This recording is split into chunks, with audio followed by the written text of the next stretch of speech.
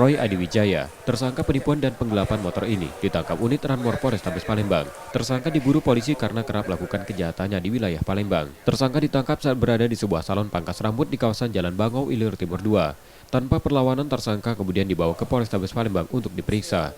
Hasil pemeriksaan menyebutkan, tersangka sudah 6 kali melakukan penipuan dan penggelapan. Tersangka mencari korban yang kebanyakan ojek daring dengan memesannya melalui aplikasi.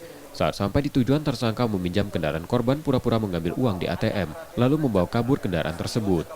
Modusnya meminjam motor korban atau mobil korban, setelah itu dijual atau digadai. Untuk mobil ada 1 mobil, untuk kendaraan motor ada 5. Jadi modusnya pura-pura kenal, minta antar atau ngerental. Setelah itu motor dijual. Mobil 1 kali, motor per 5 kali. 6 kali Pak. Ya. Pernah residivis atau enggak ini? Residivis. Kasus yang sama nih? Sama. Kini tersangka ditahan di tahanan Polrestabes Palembang untuk proses hukumnya. Yudi Kiswanto, Kompas TV, Palembang, Sumatera Selatan.